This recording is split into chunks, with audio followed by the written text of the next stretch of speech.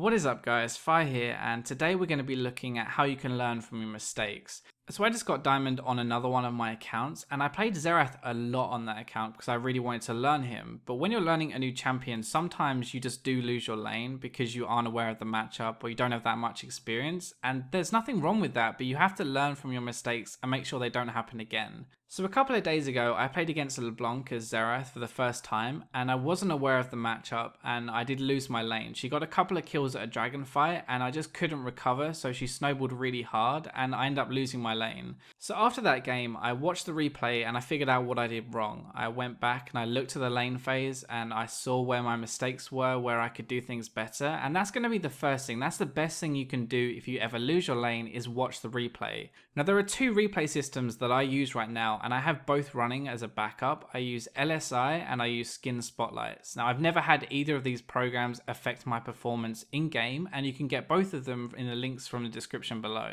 So the clip you've been watching is from my first game. That's where I played pretty badly. I aimed my Q at her a lot, I played too aggressive, and I tried to trade way too much. Now this clip is my second game where I adapted, so I went back and I figured out those things. I figured out that I need to play more passive and I need to aim my Q at the minions instead of her. So I focus on pushing the wave in early to try and get level 2 first, and I don't really trade with her too much. I only really poke with her, so if she wants to do damage to me, then I run away and I play passive, and I only actually do damage to her where she can't return it. So the other thing that I do is I aim my Q at minions. That's what I prioritize on them rather than her. I do try and hit both of them if I can line the shot up, but I always prioritize the minions into tower. Now what this does is it resets the wave into the middle of the lane again, which is safer for me and means she can't freeze in front of her tower, and she also has to focus on CSing rather than trading with me. So in the first clip, I didn't play well, right? I didn't win my lane, but I didn't really lose it either. I didn't get rolled and I didn't die a lot or anything. The problem was that she got 2 kills at a dragon fight and then she snowballed. And so I went back and I looked at how she snowballed and how I could avoid that.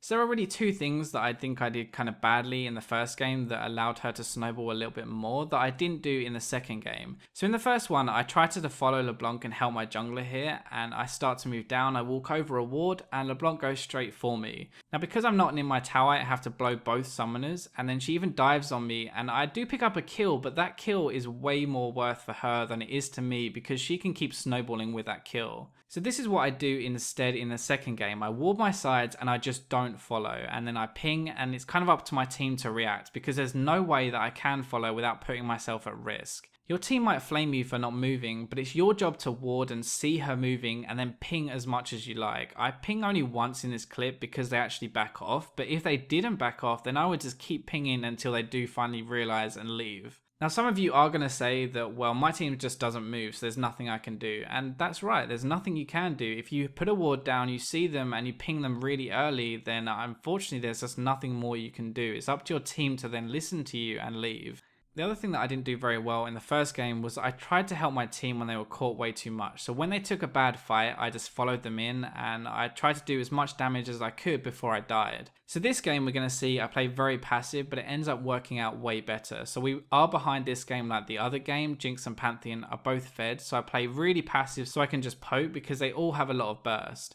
The biggest thing that I can do to help my team is hit the carries at the back. So I aim my Q at the LeBlanc here, you can see, instead of the Gnar, and it looks like I'm way too passive, but they all have so much damage and I just need time to do my job properly. We can see that I do play really passive, but this is just kind of the playstyle that Xerath has, and it depends on the champion you're playing, but this is how I adapted my game from the first time. This actually ends up netting me a couple of kills. I get the pick onto LeBlanc with my ultimate, and then a flash Q onto Jinx, which gets me another kill. Telling you how to learn from your mistakes is actually a really hard topic to cover, and it's something I've wanted to do for ages, but it's best to do it with examples, so I hope you guys can see where I failed the first time and how I adapted that in my second game, which I won. The biggest thing I can say to you is make sure you get a replay system and you go back and actually take the time. Yes, it does add time onto it, but if you really want to climb, then just playing over and over and doing the same stuff over and over is definitely not the way to do it. I hope you guys enjoyed the video, and if you did, remember to hit that thumbs up and subscribe, and I'll catch you next time.